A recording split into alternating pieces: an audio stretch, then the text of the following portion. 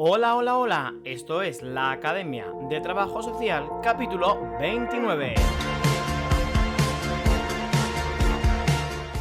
Soy Víctor Nieto de victornieto.es, trabajador social y comunicador. Bienvenido, bienvenida a un nuevo podcast de la Academia de Trabajo Social.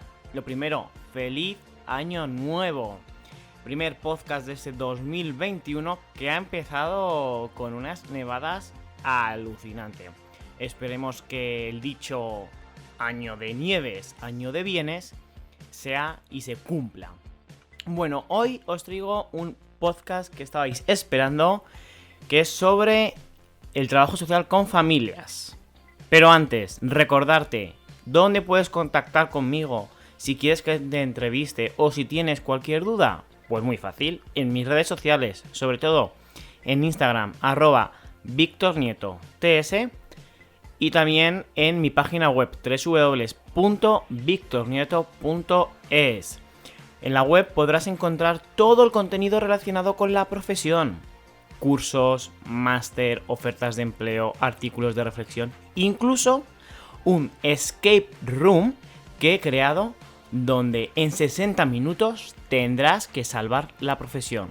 ¿Serás capaz de resolver el reto? En mi web lo puedes encontrar. Y como te decía al principio, hoy vamos a hablar del trabajo social con familias. ¿Con quién? Con un compañero, Lorenzo Pérez, profesional del trabajo social, y que en muy poquito tiempo ha ido creciendo en Instagram por algo muy sencillo, que es ir contando su experiencia como trabajador social con familias, y también nos ha ido compartiendo recursos. Pues bien, con él vamos no solo a hablar de este crecimiento de las redes sociales, de qué se puede y no hacer en cuanto a intervención social en Instagram, pero también vamos a hablar del trabajo social con familias, del modelo sistémico. Vamos a ir un poquito viendo cómo él trabaja, nos va a dar incluso algún que otro caso. Así que no te voy a hacer esperar más y te dejo con la entrevista de el podcast La Academia de Trabajo Social sobre trabajo social con familias.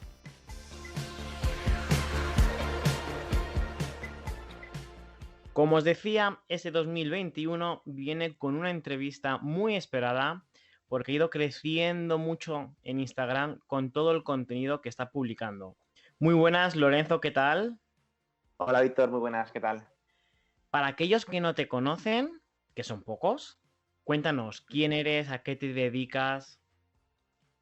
Bueno, pues yo soy Lorenzo, tengo 32 años, soy trabajador social y bueno, pues soy un chico de aquí de Alicante con interés social, ¿no? De siempre, que me gusta siempre ayudar a las personas y con mucha curiosidad de aprender.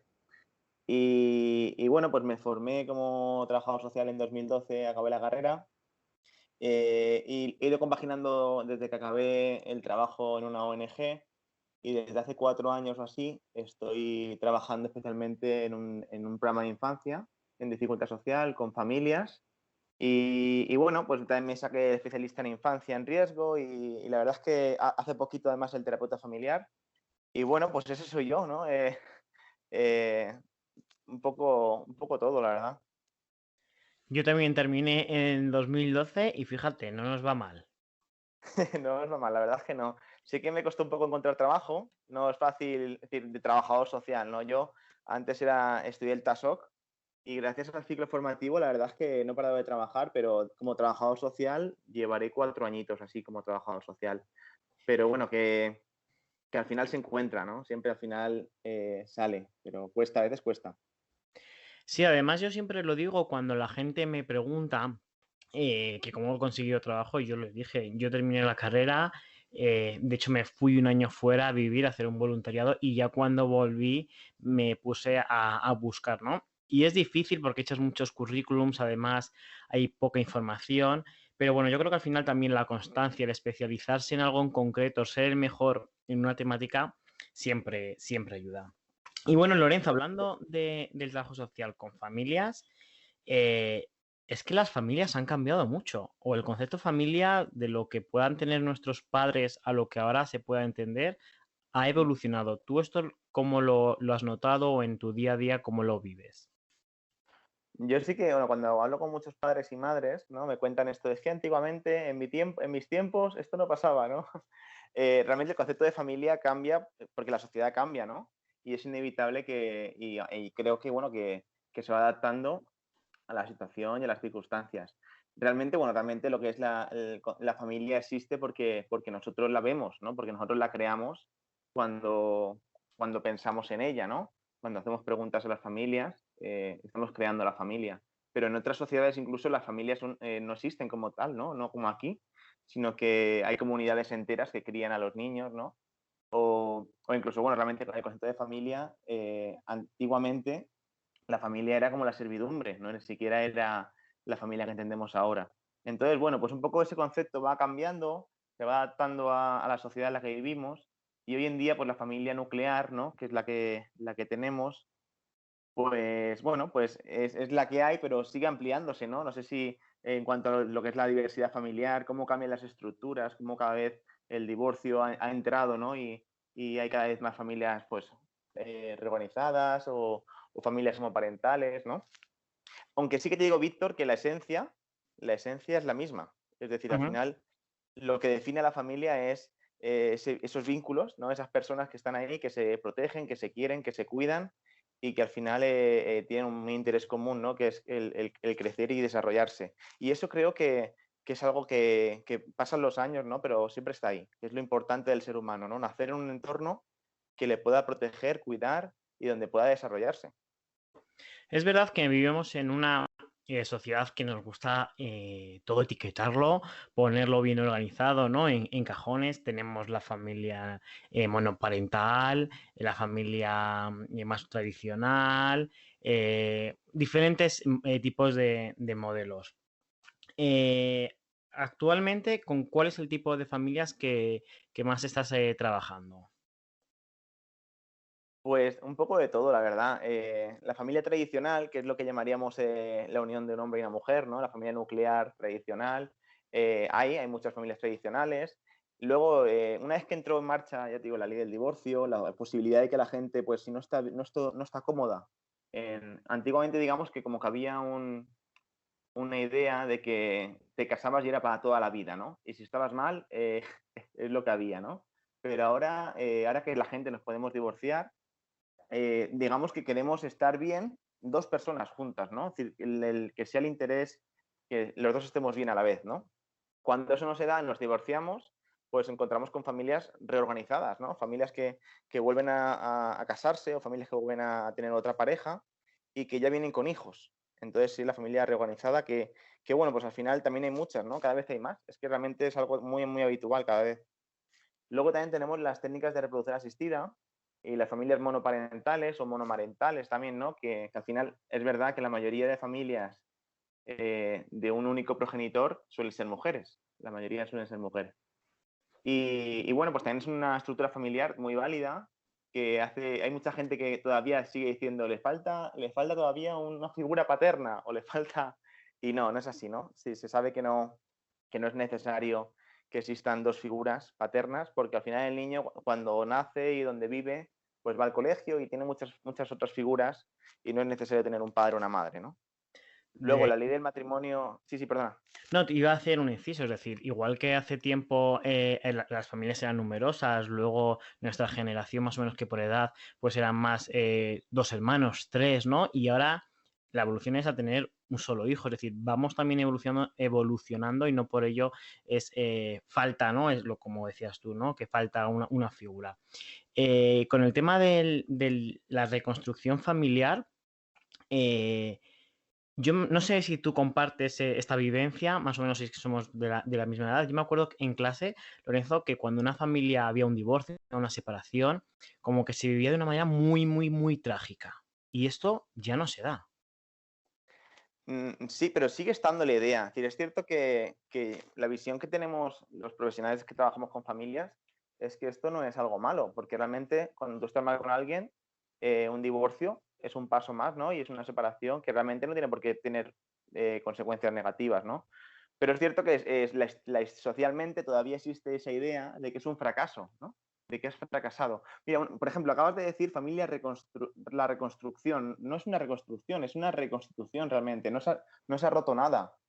Simplemente se ha vuelto a organizar, ¿no?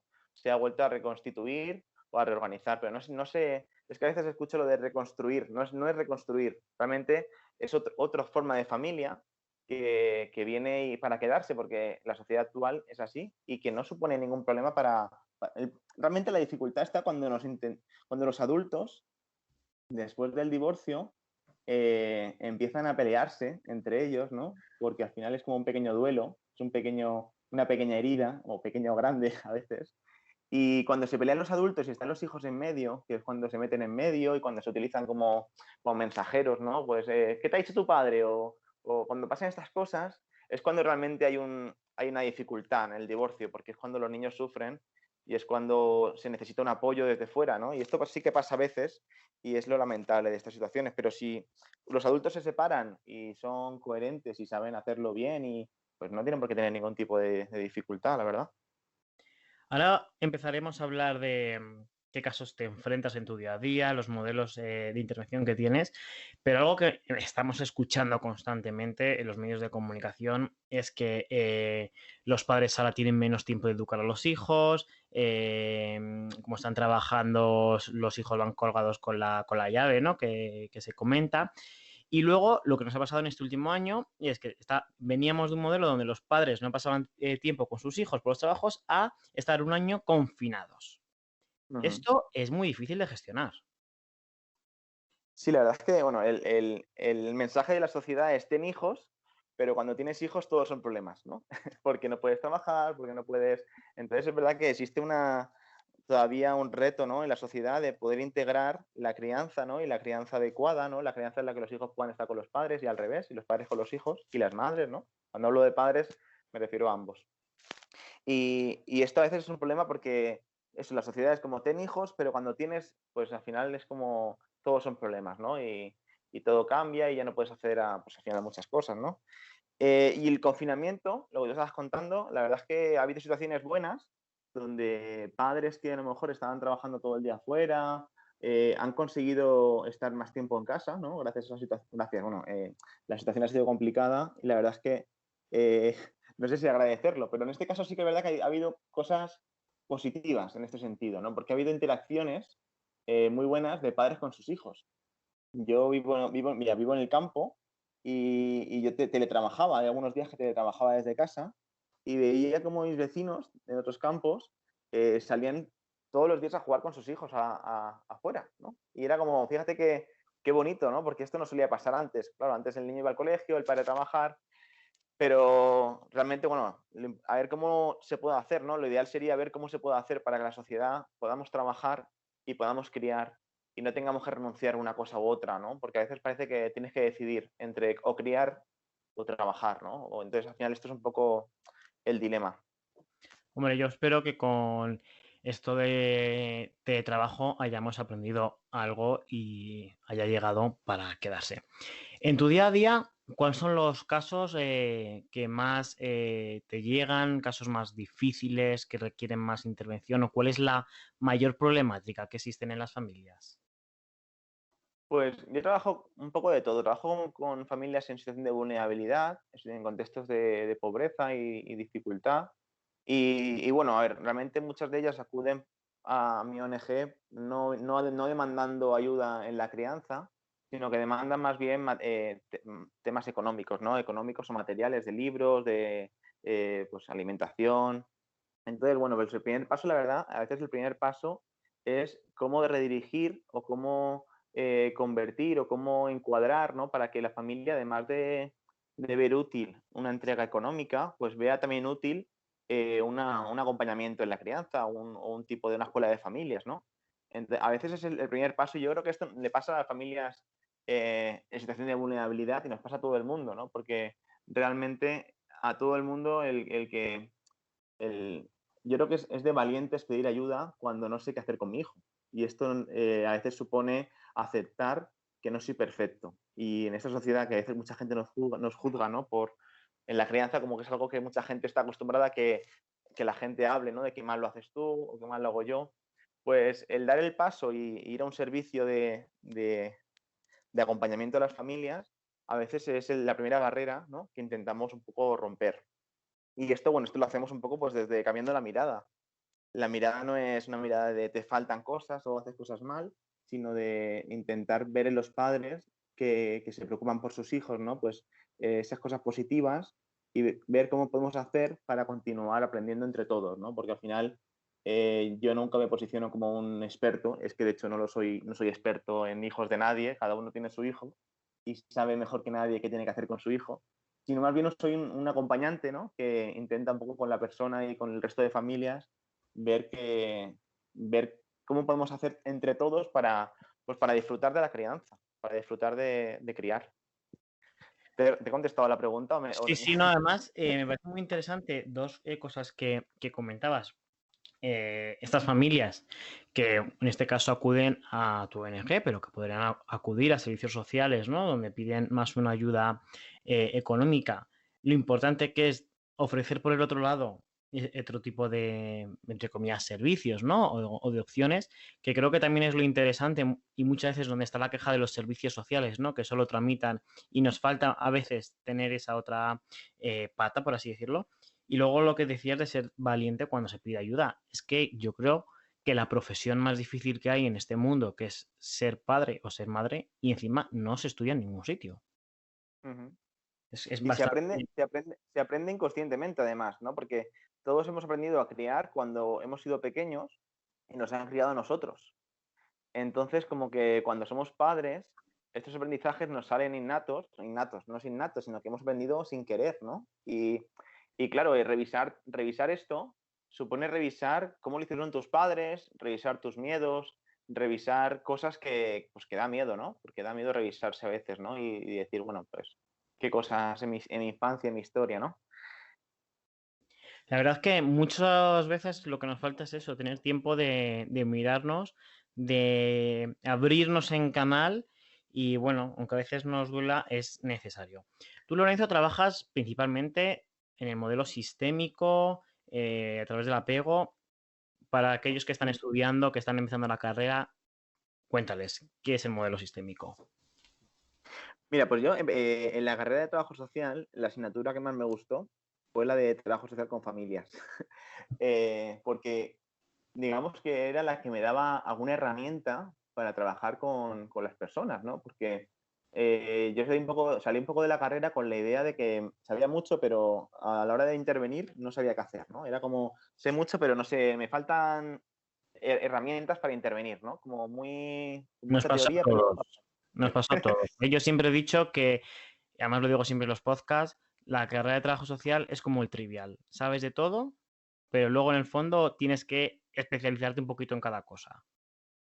Y justo pues eso fue lo que me llevó a estudiar en terapia familiar sistémica, ¿no? Porque dije, bueno, pues en la asignatura de trabajo social con familias, el modelo sistémico me dio unas gafas con las que mirar a la persona, ¿no? Estas gafas me permitían saber qué cosas le pueden venir mejor y cómo poder un poco hacer intervención con esa persona. Entonces, bueno, pues a raíz de que empecé a trabajar con familias, la verdad es que tuve la suerte de que me formé en sistémica a la vez que estaba trabajando ya en el programa que estoy actualmente. Por lo tanto, también es verdad que no es lo mismo estudiar que aprender. Yo en la carrera estudié, pero una vez que sales de la carrera y empiezas a hacer un máster o a especializarte, y a la vez tengo la suerte que yo tuve, ¿no? De poder trabajar a la vez en un servicio, me permitió aprender de forma distinta, ¿no? Y bueno, pues, ¿cómo lo aplico en mi día a día? Digamos que aparte de dar a las personas temas o entregas materiales, yo les doy a las personas, a través de la conversación que tengo con ellas, les doy herramientas que son más, digamos, poco que trabajamos la parte de su realidad familiar a través de la conversación, ¿no? Cuando una madre viene y te cuenta acerca algo de su hijo, la mirada sistémica te permite entender más allá de lo que te está contando y entender quizá pues qué es la adolescencia, qué supone el ciclo vital de la adolescencia en una familia, ver que la madre lo que te está contando tiene que ver con esto y eso te da herramientas a ti para sacar de repente la caja de herramientas de la adolescencia y saber qué intervención es la más adecuada, ¿no? Entonces, la mirada sistémica es eso, es una forma de ampliar una forma de ver a las personas en su contexto familiar, que digamos es de lo más importantes, y a través de la conversación o a través de de las acciones, porque al final también, por ejemplo, disfruto mucho haciendo cosas, ¿no? No solamente diciendo, sino también haciendo. Un ejemplo, ¿vale? Ujú. Cuando a veces viene una madre con su hijo a pedir una ayuda o a pedir una prestación o lo que sea, ¿no? Y, y el hijo pues traduce, porque la madre habla árabe, por ejemplo, y el niño entiende mucho mejor el castellano, ¿no? Eh, el niño muchas veces le traduce a la madre, ¿no? Viene a traducir para pedir esa prestación, esa ayuda, ¿no? Ujú. Una intervención sistémica, aparte de tipo estructural, que sería Minuchin, el observador Minuchin, que trabajaba lo que digamos la estructura de la familia, quién está en la familia, se supone que la madre y el padre están en la jerarquía, están encima y los niños están abajo, ¿no? Entonces, que un niño traduzca a su madre supone un cambio de roles, ¿vale? Por lo tanto, cuando este niño viene traduciendo a su madre, yo le agradezco mucho que lo haga, ¿no? Pero digo, un momento, pero déjame que tu madre hable conmigo porque tu madre seguramente sabe expresarse, ¿no? Y este movimiento es un movimiento muy sencillo que lo que le estamos pidiendo al niño es tu sitio es este, ¿no? Y el de tu madre es este. Y esa intervención sistémica se puede hacer en cualquier momento. Es un ejemplo muy, muy pequeño, pero para que veáis un poco el ejemplo lo que me aporta a mí la sistémica, ¿no? Lo que puede servir en un día a día el decirle a un niño, oye, espera, espera, no me traduzcas tú, que seguro que tu madre sabe traducirme, ¿no? Porque es que es tu madre la que tiene que hablar, no eres tú. Al final, el profesional, en este caso tú, somos el mejor recurso que hay. Ujú, O sea, son nuestros exacto. aprendizajes, lo que hemos aprendido, estudiado, toda esa capacidad que tenemos dentro de nuestro cerebro y que en un momento en concreto tenemos que ver cuál es el recurso que sacamos y que ponemos a disposición de las familias. O sea, que también tenemos que tener ahí una flexibilidad porque no siempre se actúa de la misma manera. Claro, ya al final es un poco intuición, ¿no? Cuando te llega algo enseguida, pues sabes responder de manera rápida. Pero sí, sí, a mí yo me quedo con eso, me quedo con que realmente yo no doy entregas económicas en mi programa. Yo lo que trabajo con las familias es mucho más y luego al final lo agradecen mucho, ¿no? Porque luego sí que ellas se dan cuenta de que esa intervención les ha sido muy válida, ¿no? Ujú. Hombre, porque al final la ayuda económica es decir, pues se cubre esa necesidad de alimentación o lo que sea y ya está. Pero tú lo que estás haciendo es enseñar herramientas a madre, padre o los hijos que luego van a poder aplicar en su futuro. Ujú. Y al final, como decías también al principio de la entrevista, luego cuando estos niños sean padres y deciden serlo, reproducirán lo que ellos hayan aprendido en su etapa de la infancia. Eso es. Mira, hablabas antes de la teoría del apego. Ujú. La teoría la teoría del... La verdad es que es otro modelo de intervención también, pero está muy asociado a a la sistémica. Cada vez más, bueno, pues la interacción entre un padre y un hijo genera un tipo de apego, ¿no? Y, ¿Y por qué te decía esto? Ahí. Sí, Eh, estábamos hablando del modelo sistémico, teoría del apego, que estaba relacionado.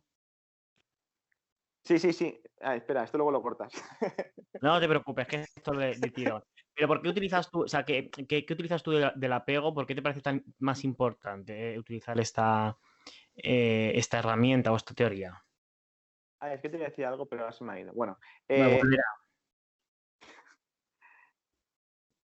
vale, bueno, lo que es la teoría del apego, del vínculo afectivo y el apego, también tiene una visión también de interacción, ¿no? Porque al final es como que a raíz de la interacción de un padre con un hijo, se genera una seguridad en la persona que lo va a llevar a lo largo de su vida, ¿no? Un Tener vínculo, también ¿Cómo? que al final se genera un vínculo. Claro, este vínculo, digamos, esta relación se internaliza y la persona, es decir, esa interacción que ha tenido en su infancia, luego cuando es adulta, la lleva en su mochila, digamos, Ujú. ¿no? Entonces es un poco como que haciendo intervención temprana con las madres, con niños pequeñitos, conseguimos, esto es lo que te iba a decir, frenar, digamos, ponemos freno a a la transmisión intergeneracional de la vulnerabilidad, porque podemos conseguir que, pues que familias, madres, padres, que piensan que el mundo es un lugar hostil, que son vulnerables, pues hacer que se sientan seguros en la crianza y transmitan una nueva seguridad a su hijo, hace que esta persona cuando vuelva a criar lo haga de manera más positiva y le transmita a su hijo, ¿no? A su futuro hijo, que si algo pasa en la vida, ellos pueden hacerlo frente, ¿no? No sé si me estoy explicando. Sí, mira, un ejemplo, yo voy a poner un ejemplo personal que a ver si va por la misma línea. Mi madre ha tenido mucho miedo a los perros, ¿de acuerdo? Entonces, ese Ujú, miedo a mí me lo ha transmitido. ujú. Yo tengo miedo a los perros.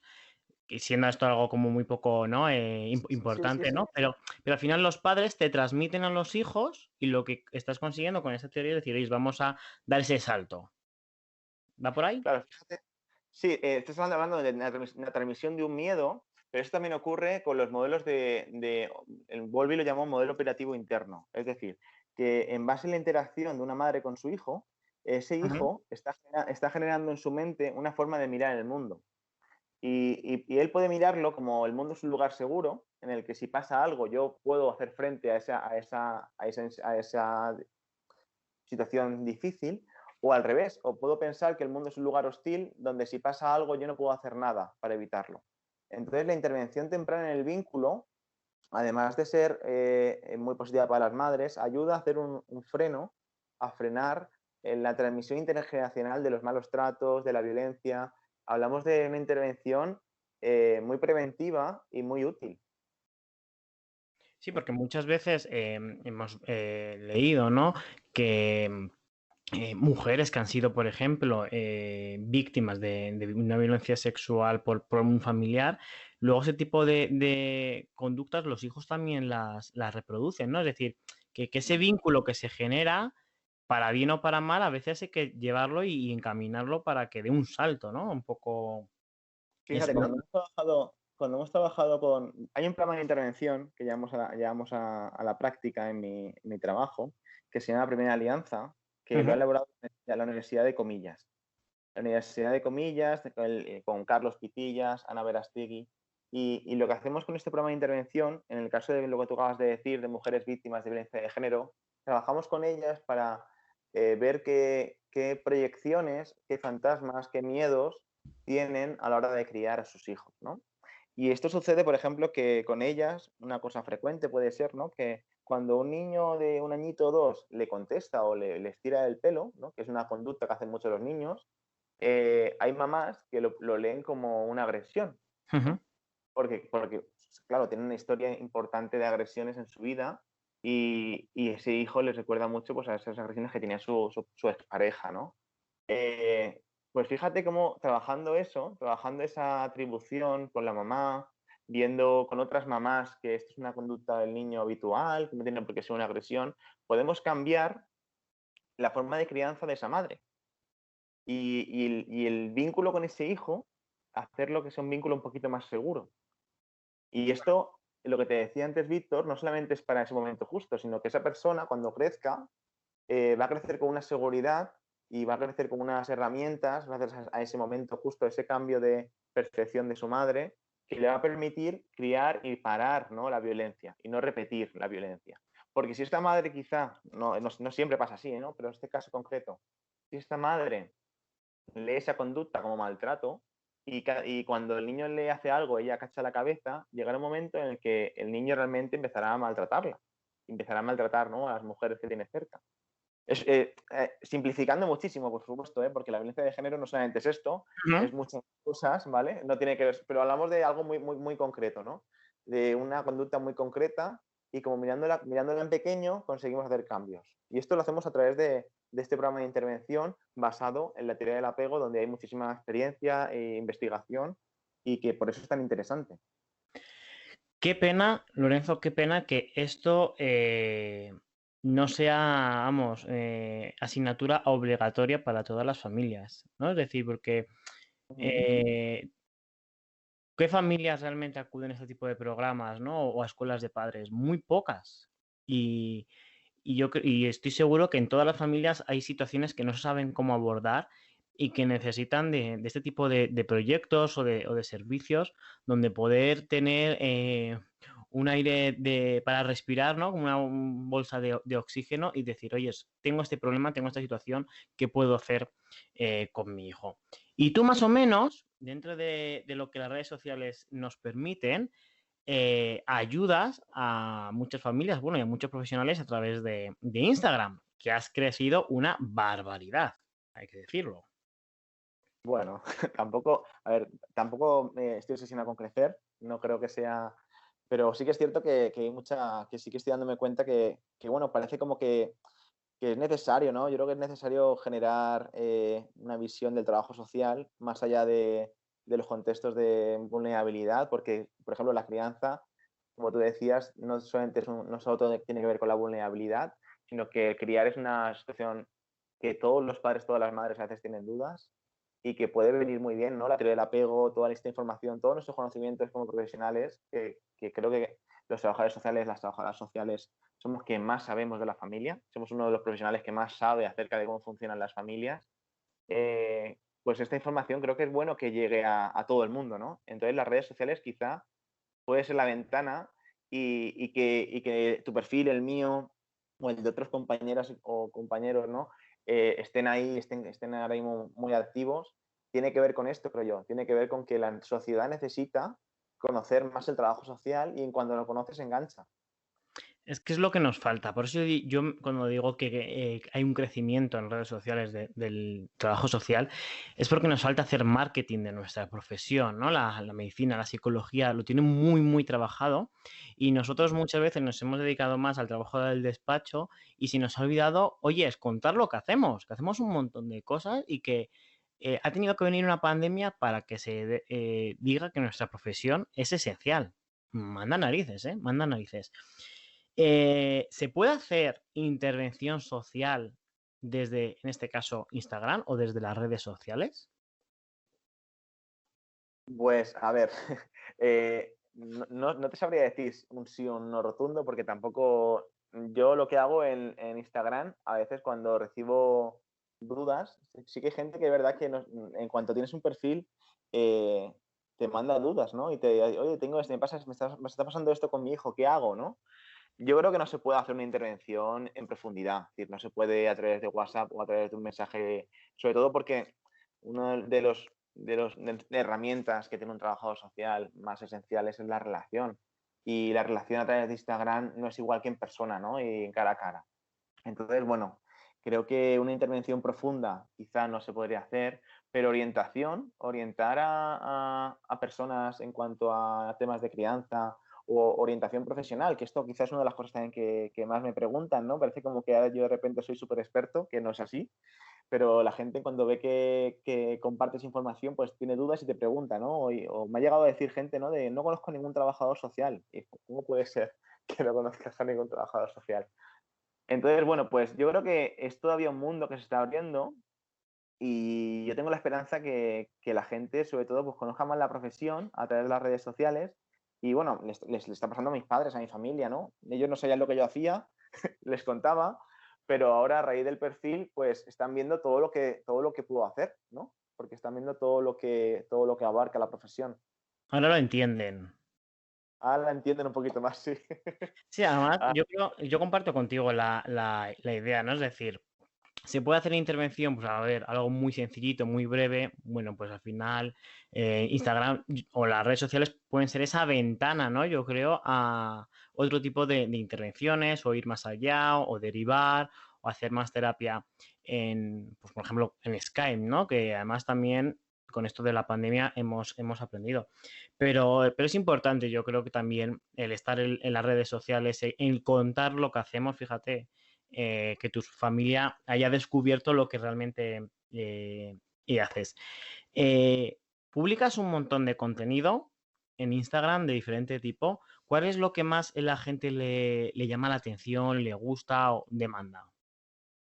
Pues yo me estoy dando cuenta que lo que sí que disfruta mucho la gente es cuando comparto una técnica, una herramienta, algo que hago con las familias, ¿no? Cuando comparto un material, parece como que sí que tiene muy buena acogida, ¿no? Como que la gente dice, "Ay, qué bien, ¿no? Me es útil y lo comparto y lo utilizo, ¿no? Yo, sinceramente, creo que lo que a mí me gustaría que pasa que es verdad que una cosa es lo que yo quiero y otra cosa es lo que... Pero bueno, al final entre las dos cosas, pero yo creo que para mí sería fundamental también, a mí me encanta la divulgación. creo que igual que un enfermero, un pediatra, una médica puede hacer divulgar sobre temas médicos o temas, ¿no? Los trabajadores sociales somos los profesionales que más sabemos acerca de las problemáticas sociales. Ujú. Y en esta sociedad en la que todo el mundo opina y todo el mundo habla acerca de lo social y todo el mundo, pues creo que nosotros tenemos una gran labor ahí de informar sobre todas las problemáticas que existen en la sociedad. Y esto a la gente le va a interesar seguro, pero todavía quizás no hemos encontrado el modo de hacerlo didáctico, ¿no? O hacerlo que a la gente le llegue. Pero yo creo que la parte de divulgación es una tarea muy grande que tenemos pendiente y que, bueno, ahí estoy, ¿no? Intentando un poco también, pues eso, compaginar los recursos a profesionales, contando casos, contando herramientas y a la vez intentando, pues también, pues no sé, dar información a la sociedad sobre pues todo lo que es la familia, la crianza, las desigualdades, no sé. Ahí estoy. Divulgar, estás divulgando, es de decirte. ¿A ti qué es Eh, lo que más te gusta del perfil? Aprovechando que... Sí, yo, por ejemplo, es verdad que lo que más me gusta son las técnicas, porque yo es verdad que en mi día a día, yo vengo del perfil del ocio y tiempo libre, de ser monitor y demás, siempre llevo la mochila cargada de herramientas y de técnicas, ¿no? Y para mí personalmente es lo que más me gusta, me llama la atención y además muchas de las técnicas que tú cuentas yo las hago de otra manera o con otros objetivos y al final también es una manera de ir aprendiendo, ¿no? Es como ir a un curso de formación, pero bueno, de una manera diferente, con un vídeo en Instagram cortito, ameno, y a mí personalmente también comparto lo que a los demás, ¿no? Las técnicas. Sí, sí, yo creo que es lo que más está, es lo que me está gustando. Pero bueno, al final un poco todo. Está creciendo el perfil mucho y tanto los libros que recomiendo como, no sé, estoy generando como mi pequeño hijo, pero está creciendo y la verdad es que muy bien, muy bien. Sobre todo lo disfruto mucho, que creo que es lo que es importante y ahí estoy, ¿no? Al Aprendiendo. final, yo estoy contigo, es decir, esto es una herramienta, o sea, en este caso Instagram, porque estamos hablando de ella, pero es que las redes sociales son una herramienta súper, súper potentes y que yo creo que, vamos, a mí me ha costado mucho sacarle o ver la idea de toda la potencialidad que tiene y al final es crear una comunidad de compañeros y de conocer otros proyectos, porque yo si no llego a estar en las redes sociales, jamás hubiese charlado contigo, ¿no? Y al final también yo creo que lo bonito de esto es que cada uno está en una parte diferente en este caso, del país, de España, pero podemos compartir momentos y podemos hacer trabajo en red. Ujú. Sí, sí, totalmente. Yo durante el confinamiento creo que, aunque estaba encerrado en casa, estuve conociendo un montón de gente a través de las redes sociales y compañeros y la verdad es que es una ventana nueva que creo que, bueno, ya te digo yo, para mí sería, si nos están escuchando más compañeros y compañeras, tenemos un reto y es ese, es intentar divulgar, intentar que nuestra profesión se vea en las redes y creo que es útil para la sociedad. Somos útiles para la sociedad, para toda, no solamente para una parte, sino para toda la sociedad, somos útiles. Efectivamente, porque además la gente piensa que el trabajo social solo trabajamos con personas que tienen necesidades, que necesidades tenemos Todo el todos, mundo. todos, pero también trabajamos desde las capacidades de las personas.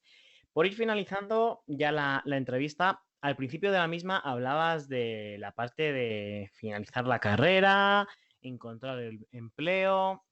Y bueno, yo sabes que siempre me gusta fomentar el empleo, el emprendimiento. Ahora ya que tienes experiencia, que estás trabajando, que lo ves desde otra perspectiva, para aquellos que nos están escuchando, que no encuentran trabajo, que no saben por dónde buscar, bueno, no sé, ¿qué consejos o qué herramientas crees que deben de tener? Pues, a ver, yo creo que el trabajo social necesita, aparte de conocimientos, necesita mucha práctica, ¿no? Entonces, aunque es un consejo un poco tópico, yo creo que es fundamental moverse y hacer voluntariado o hacer lo que sea. Al final, que no solamente sea un currículum de una carrera, sino que tengas a tus espaldas experiencia y si no es laboral, pues ya te digo, yo creo que el voluntariado es una forma muy fácil de conseguir empezar a hacer cosas. Y esto, ya te digo que es un discurso un poco, es decir, no es justo, ¿no? Porque otras profesiones no necesitan voluntariado, ¿no? Parece como que el trabajo social es como que, ay, pues vamos a aprovechar, ¿no? Pero es que realmente el trabajo social no solamente es conocimiento teórico, es que es saber moverte a nivel práctico. Entonces, se aprende haciendo práctica. o yéndose como tú hiciste yéndote a otro país, o haciendo, es decir, hay que hacer cosas para que, aparte de los conocimientos teóricos, tengamos un bagaje personal importante. Ujú. Luego, yo también lo digo mucho, el mirarnos, el también saber nuestras dificultades, el conocernos, también es muy importante, ¿no? Porque si sabemos mucho y somos súper buenos profesionales, pero luego resulta que somos muy tímidos o no sabemos quizá afrontar una entrevista de trabajo porque tenemos muchos miedos, ¿no? Pues también puede ser un impedimento a la hora de... Y bueno, también es que es verdad que el trabajo, el mundo laboral está muy difícil. Tampoco nos culpemos de si no encontramos trabajo, tampoco tiene que significar que seamos, no, que este problema está en nosotros, sino que realmente la sociedad no incorpora toda la gente que está formada, ¿no?, al mundo laboral. Y esto, bueno, pues si esto te está pasando o a alguien le está pasando, yo aconsejo que bueno, pues que no paréis tampoco en cuanto a yo estudiaría, no sé, yo el ciclo formativo, como te decía al principio, me vino súper bien, porque el TASOC, hice el TASOC y gracias a eso empecé a trabajar, ¿no? Como era de TASOC, pero bueno, al final es un poco eso, empezar a moverte y no abandonarlo, porque si lo abandonas sí que ya llega un momento en el que te enfrías y ya no, creo, imagino que cuesta, ¿no? Una vez que ya estás ahí fuera de onda. Sí, vamos, comparto contigo. Además, yo con el tema del voluntariado, porque es verdad que muchas veces el voluntariado no sea profesión, es difícil, ¿no? Diferenciarlo. Yo siempre lo que recomiendo a la gente es que cuando están estudiando, que todavía no tienen la titulación, es el momento de hacer ese voluntariado más social, que es donde se van a adquirir todas esas herramientas y habilidades, para que una vez que ya tengas la titulación, ya no hagas ese voluntariado en entidades sociales que puedas estar supliendo un puesto de trabajo, ¿no? Sino que ya lo has hecho, ya tienes herramientas, que se aproveche los 4 años de la facultad, no solo para las prácticas que nos ofrece la carrera, sino para ir formándose, pues eso, asociaciones o creando proyectos vecinales. Y luego siempre se puede hacer voluntariado en otro tipo de sectores que no tengan que ser los sociales, ¿no? Un voluntariado, por ejemplo, con animales, se me ocurre.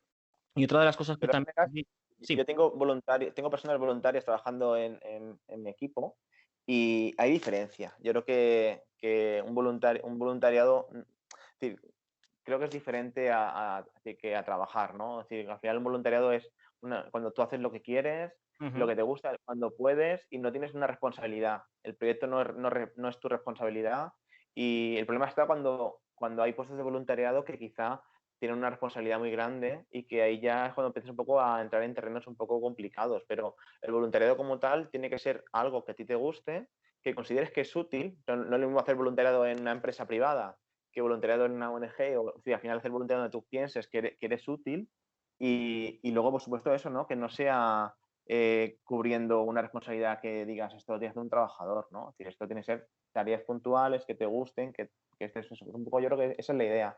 Esa es la efectivamente. diferencia, la responsabilidad, ¿no? Sí, sí, además, vamos, yo que he hecho en la mitad de mi vida he hecho voluntariado y lo comparto. Es verdad que muchas veces hay entidades, ¿no? Empresas que confunden o intentan, pero bueno, que también nosotros tenemos que poner esos límites. Y otra cosa también que has dicho, que no, que quería subrayar para que nadie se lo olvide, eh, comentabas, ¿no? Que muchas veces pues no hay ofertas. Y en otras ocasiones nos detectamos puestos de trabajo donde te piden o trabajador social o educador o psicólogo o maestro o y Lo que X, sea. ¿no? Lo que sea. Que también por eso es muy importante difundir lo que hace el trabajo social. Es verdad que habrá cosas que se trabajan en red, pero me cuesta mucho, mucho, mucho pensar que un puesto de trabajo pueda tener un perfil tan, tan, tan amplio. Es decir, no sé, a mí esto muchas veces cuando veo esas ofertas me hacen que repensar. Pues Lorenzo, para finalizar, no sé, para la gente que quiera contactar contigo, ¿cómo lo tiene que hacer? Pues a través de las redes sociales, estoy en casi todas. Pueden buscar trabajo social con familias y un mensaje privado y yo, vamos, contesto a todo el mundo. Y encantadísimo de que eso, de que la verdad es que me llegan mensajes de me encanta lo que haces. Pues es que cualquier mensaje es bien recibido y ya te digo, muchísimas gracias a todo el mundo que me sigue porque es una maravilla y sobre todo pues eso, pues que también tengo ganas de aprender de la gente, ¿no? Si algo que comparto no les gusta, a mí me gusta que me lo digan también, ¿no? Que me digan esto que has puesto no me convence del todo. Pues también me gusta que me lo digan, ¿no? Así que eso, pues a través de redes sociales. Pues ya sabe todo el mundo, quien quiera aprender más sobre el trabajo social con familias, técnicas, experiencias y bueno, pues si tienen cualquier cuestión, pues aquí estás para responderles. Muchísimas gracias por haber sido la primera entrevista de ese 2021, que seguro que es un año muy, muy social. Gracias a ti, Víctor. Muchísimas gracias, Lorenzo, por haber concedido esta entrevista y por habernos dejado un poquito más claro cuál es el papel dentro de este ámbito. Y nada, hasta aquí el podcast de hoy. Así que ya sabes, si todavía no estás, suscríbete a Spotify. Ya hemos superado la barrera de los 800, así que muchísimas gracias. Pero también nos podéis encontrar en iVoox, en Apple Podcast. También una manera, ya sabes, de ayudar a que este podcast y dar a conocer también la profesión es compartiendo este contenido en tus redes sociales, en tu grupo de WhatsApp, para que todas las personas conozcan a los diferentes perfiles que he entrevistado. También puedes dar like o 5 estrellas dependiendo de la plataforma con la que estés escuchando el podcast. Te recuerdo en www.victornieto.es o en mi Instagram @victornietots. Te espero, y si quieres escribirme a mí personalmente, venga, te dejo mi correo electrónico, apunta, hola@victornieto.es. Ya sabes que publico los martes cada 15 días, así que te espero en el próximo programa. Si este es el primer programa que escuchas, tranquilo, tienes la primera temporada subida a mi web y en las principales plataformas, y esta segunda temporada también, así que con la calma a escucharlo. Un saludo muy fuerte, amantes del trabajo social.